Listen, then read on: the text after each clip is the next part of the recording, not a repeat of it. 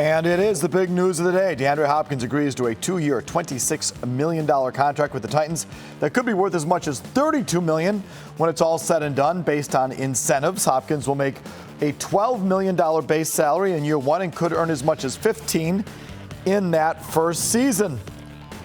Phil Perry, NBC Sports Boston, tweets, Patriots had the ability to match this deal and more if they wanted to. Still talented, familiar with O'Brien's system, would have added depth to a team with the multiple injury concerns at the position, would have helped maximize Mac Jones. Worth it, in my opinion, but he is off to Nashville. We are joined by Bert Breer of Sports Illustrated, Andrew Callahan of the Boston Herald. Bert, what do we know? What happened?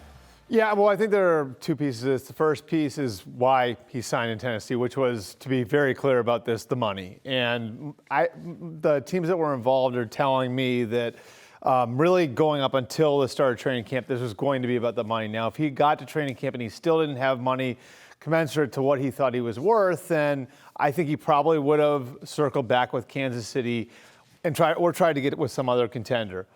Based on where it was, the Patriots didn't go to the level the Titans did. Now, my understanding is they went to the max of their offer was $15 million for this year. So they matched what the Titans did for this year, but a much higher percentage of it was in incentives, where the Titans were $12 million base, $3 million in incentives. The Patriots offer was structured a little like the Chiefs offer, going back to before the draft. What the Chiefs offered at the time was a $4 million base with a chance to make up to 10. So they were willing to give the max that the Titans offer, but they were going to make it much harder for him to get there. Do you think, Andrew, that he wasn't worth the money that the Titans gave him?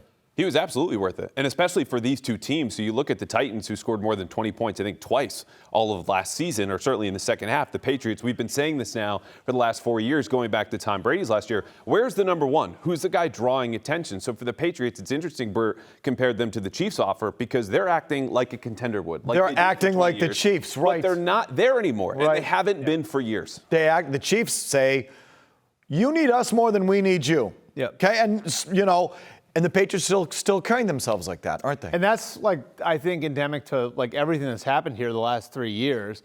They still build the offensive line like Dante Scarnecchia is going to fix the tackle problem. They still build the offense like Tom Brady's a trigger man, like you don't need a great number one.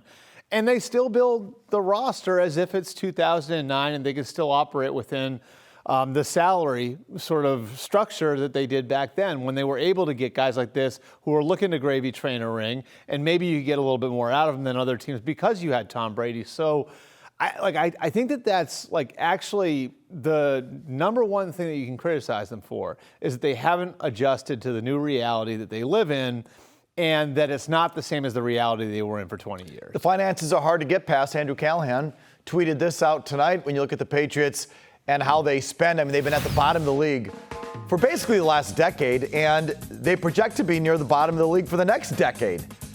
Okay, so this upcoming year, cash spending, second to last, and this is projecting obviously out on what they have currently on the books compared to other teams. They're at the very bottom of the league over the next 5 years. Oodles of cap space, which, makes you feel good as a fan in 1 second. Ooh, they have all this cap room. They actually have to spend the money to fill the cap room, folks. They had a ton of cap room this year they could have used. They didn't use it. So what do you think's going on here with this, Andrew? Is it all up in that stupid scoreboard? Yeah, I guess so. Congrats on the scoreboard. The ticket prices went up, but come on down and see not DeAndre Hopkins. The money they even spent on Juju Smith-Schuster, was a discount. And this deal, which you talk about the $15 million number, is pertinent because that's what Odell Beckham Jr. got from the Ravens. That's what DeAndre Hopkins wanted to match, except for all of OBJ's money was guaranteed. So when you go below that, that's a deal for DeAndre Hopkins, a better player, a healthier player, someone who can step right in, and they couldn't even get there. So it has to be a big picture thing because they've been in those rankings every single year except for the big splash in 2021. That cap space thing is important too because it sounds good on paper, like, oh yeah, we've been really responsible and we have all this, flexibility going into the future. Generally, the teams that have a lot of cap space are the worst teams in the league. And I'm not saying that's what the Patriots are, but that basically means you don't have guys on your own roster that you've extended long term. And that's where the Patriots are right now. Now, they do have some guys like Kyle Duggar and Josh Uche, coming up that they probably want to take care of. But the bottom line is, if you look over the last 3 or 4 years, they haven't extended a lot of their own players, because they don't have guys homegrown who are worth extending. All right, do they have enough? Do they have enough in terms of pass catchers? Here's just a look again at the depth chart. Parker, who got the money? Bourne, Smith-Schuster, who got some money?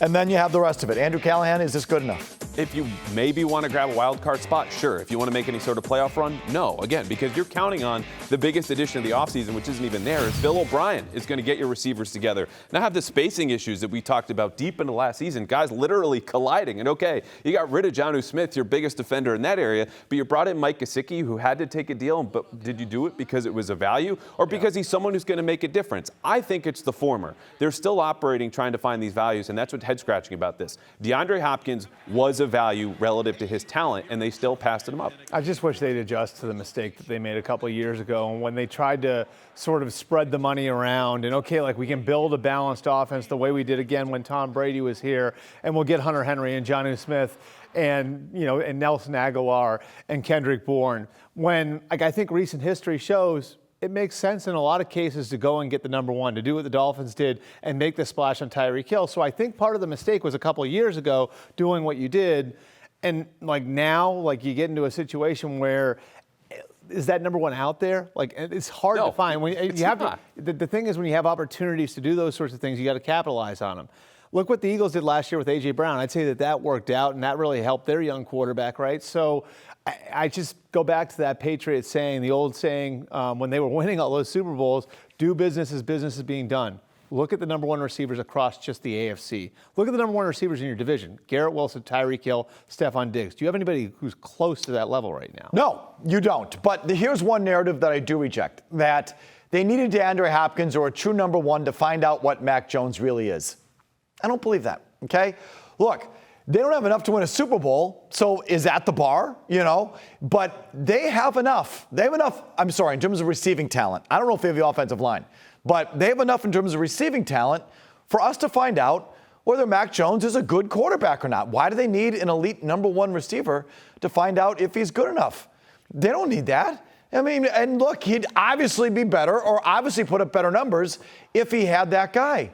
But he's going to have 3 or 4 representative wide receivers. He's going to have 1 or 2, really 2, representative, good NFL tight ends. He's going to have a good, legit offensive coach with a good, legit offensive scheme.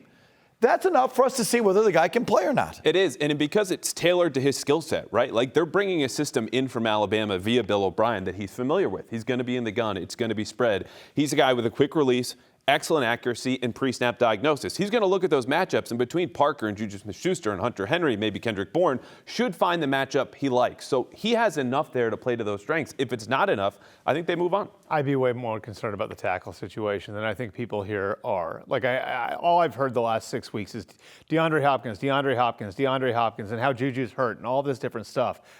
Look at the tackles. I agree. And if you look at Trent Brown, right, like, he hasn't been in shape in 4 years, right? Riley Reeve hasn't been able to stay healthy. He hasn't been the same guy for 5 years. Calvin Anderson's never been a regular starter.